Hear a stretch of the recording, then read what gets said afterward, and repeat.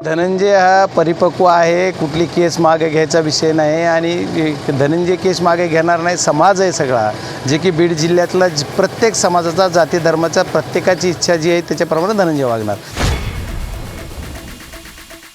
धनंजय हा परिपक्व आहे, कुठली केस मागे घ्यायचा विषय नाही आणि धनंजय केस मागे घेणार नाही. समाज आहे सगळा, जे की बीड जिल्ह्यातला प्रत्येक समाजाचा, जाती धर्माचा प्रत्येकाची इच्छा जी आहे त्याच्याप्रमाणे धनंजय वागणार.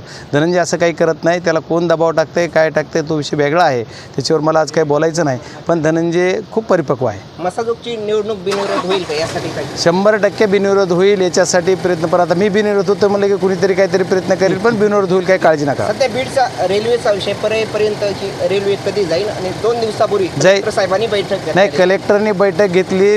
ह्याची सोलापूर, धाराशिव, बीड आणि संभाजीनगरची. कलेक्टरने आता कलेक्टरलाही निवडणुकीला उभारायचं काय मला माहीत नाही, तर ते जाऊ देत. पण आमची परळीची रेल्वे लवकर होईल, 1-2 महिन्याच्या आत होईल.